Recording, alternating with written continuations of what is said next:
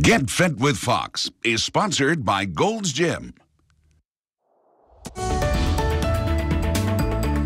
It's 8:15 and it turns out working out at home just requires a little bit of creativity. We have our fitness expert joining us this morning. Patty Butrim from Gold's Gym is here to help us on those days where we really don't want to leave the house, but we know we really should do something. And now you have no excuse because all you need is a chair. Yeah. I brought a couple household items, so we're just using a chair today to get our workout in.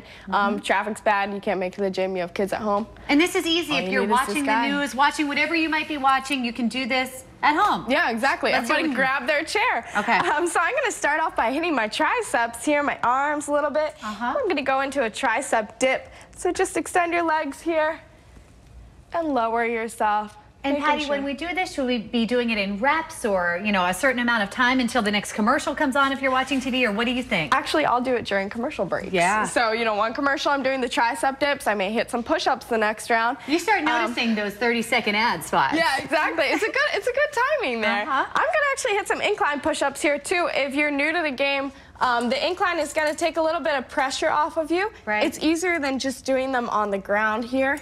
It is a little easier. I tried in my heels and it wasn't so bad. No, so that means you could do more of them. Exactly. So maybe that's 2 or 3 commercials. Okay. But to make it a little bit trickier here, I'm going to also do a decline push-up. Sure. So I'm going to have my hands on the ground and my feet are actually going to go on the chair, and I'm using that angle here to just add a little bit of more difficulty. Right. And Patty, do you take a break in between these, or, you know, what do you recommend? Just quickly going into the next one? So if you're a beginner, take a break in between, especially if you're going up and down with these. But if you've been advanced, you've been doing this for a while, just going back and forth in between them will give you that extra. circuit. Exactly, like we did last time. And you can see I'm kind of out of breath just from going up and down here. So it's a good little workout. Exactly. And really all you need is that chair. So it's a good way to beat excuses as well. And you're going to see results. How long? If we do this every day, do you think you can see results within a week or 2? If you do it 4 or 5 days a week, yeah. There's another one too that you probably know. If you're not feeling burnt out by the end of that commercial break, go into your step-ups there. Yeah. Maybe bringing that knee up, and you can even go back and do a lunge there and do a variation that way, and that'll get you on the last one. Yep. You'll feel it. If you need a break, you know, do you want to push through? If you're feeling the burn, you know, at what point is it okay to stop? So I always ask people, is it a good pain or a bad pain? If it's a burn, keep going. If you feel like you're tearing something, stretching something, you're dizzy, you're seeing those spots, stop. And luckily we have our chair here. You can just take a seat. Exactly. And if you're not sure the difference, you're going to know the difference. That probably means it's just a burn if you're not sure if it's something serious or not. Exactly. And be prepared to be a little bit sore the next day as well. That's really normal. You probably won't feel it the day of. Tomorrow, you may feel it a little bit more. That's a good burn. Means you did something. Yes, all right, Patty, we're going to have you stick around. She's going to show us a whole set of different exercises using something that we all have at home right now, so stay with us to see what that could be. Meantime, Jonathan, we might be able to just get out and run outside today. Get Fit with Fox is sponsored by Gold's Gym.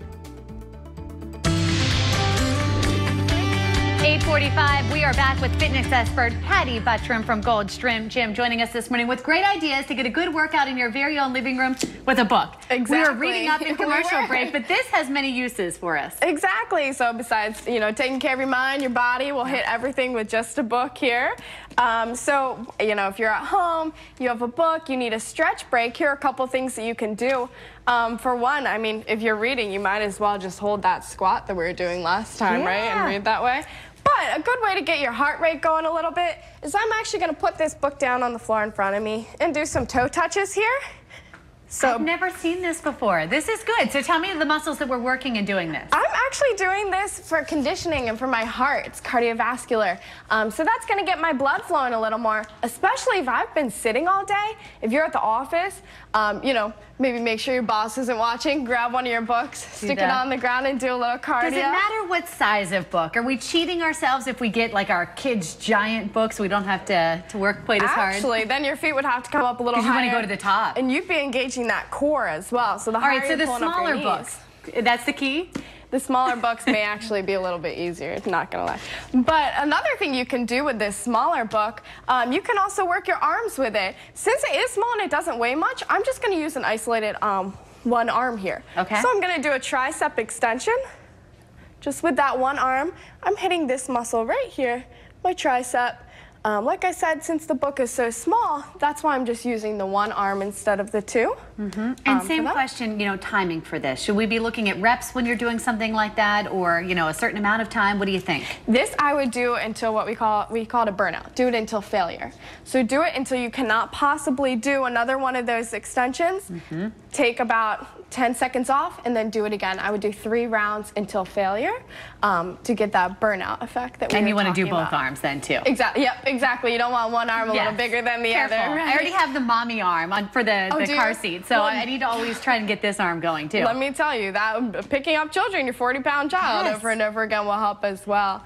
So a book or a child would work. Exactly. Either one. Either one.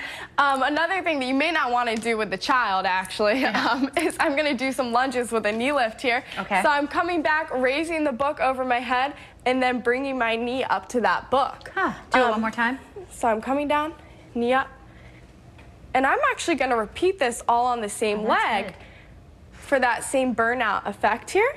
And that's also engaging my core as well. Core, glutes, all of it. All of it, exactly. And think of your core too as that lower back as well. Something you might not have thought of before, a different way that we can be working out. Thanks, Patty. Exactly. Appreciate it. All right, Jonathan, we have no excuses. We've got books. We got to at least give this a try.